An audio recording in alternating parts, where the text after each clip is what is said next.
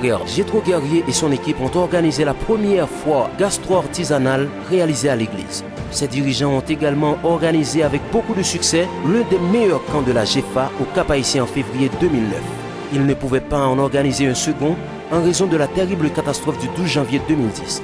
Au nombre d'autres activités réalisées par cette équipe, on peut mentionner la tenue d'une semaine d'activités spirituelles, d'une journée de mères et des conférences sur la réforme protestante étaient réalisées.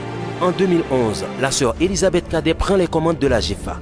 Durant la période de son mandat, l'association, via une équipe de 3 jeunes, participa aux Jeux bibliculturels de la Radio Lumière. Cette administration était restée fidèle aux activités traditionnelles de la GEFA et a, en conséquence, réalisé 2 camps respectivement à Las Caobas en février 2012 et à la Petite Rivière de l'Artibonite en février 2013, la fête de la jeunesse en 2 occasions, décembre 2011 et décembre 2012, un concours biblique avec les jeunes de l'association et une sortie récréative à Kinskov.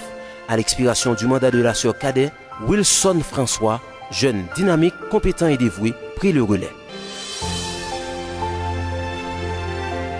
Pour s'assurer de pouvoir concrétiser sa vision et les projets qu'il avait pour l'organisation, le jeune François avait résolu de rassembler autour de lui des jeunes positifs, déterminés et expérimentés.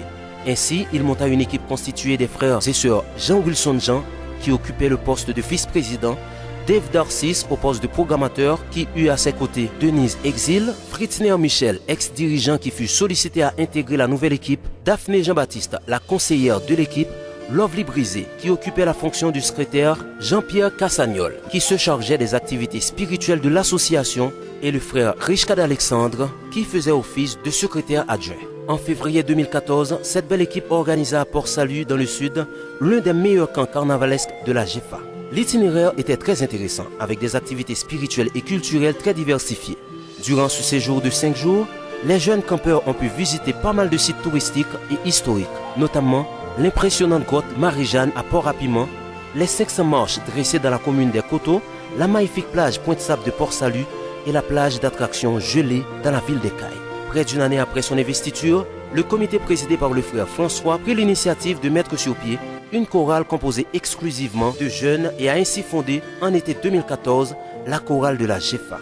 La même année, les dirigeants de l'association de la jeunesse de l'église La Foi Apostolique de Turgeau réalisa un concert auquel avaient performé des groupes et chorales de l'EFA et d'ailleurs. Ce staff de responsables très dynamique eut également à organiser une semaine d'activités spirituelles et 2 événements particuliers au cours de 2 années consécutives, soit en octobre 2013 et en octobre 2014, pour marquer la date de la commémoration de la réforme protestante. Wilson François et son équipe n'ont pas manqué durant leur mandat à ce qu'il conviendrait d'appeler le grand rendez-vous de fin d'année ou la fête traditionnelle de la GEFA tenue habituellement le 24 décembre.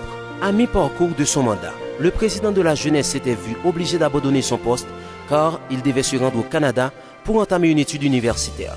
Il céda sa place au vice-président d'alors, Jean-Wilson Jean, qui devint le président de la GEFA avec pour responsabilité d'achever le mandat. La génération 2013-2015 aura été l'une des meilleures équipes de dirigeants qu'a connue l'association de la jeunesse de l'église La Foi Apostolique de Turgeau. La GEFA a donc connu dès sa fondation en 1983 à 2015 12 présidents, 3 parmi eux étaient des sœurs. Florence Jules, 2002-2004, Marceline Ducasse, 2004-2006 et Elisabeth Cadet, 2011-2013. De 1999 à 2015, l'association a organisé 12 camps et réalisé en moyenne une semaine d'activité spirituelle par année.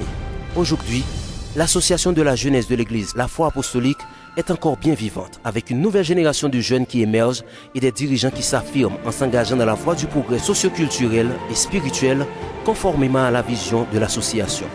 L'avenir de cette belle association repose sur des jeunes qui sauront la conduire sur les voies du Seigneur tout en se montrant responsables, dynamiques, créatifs, progressistes et en montrant leur aptitude à viser haut, à viser beau et à viser gros.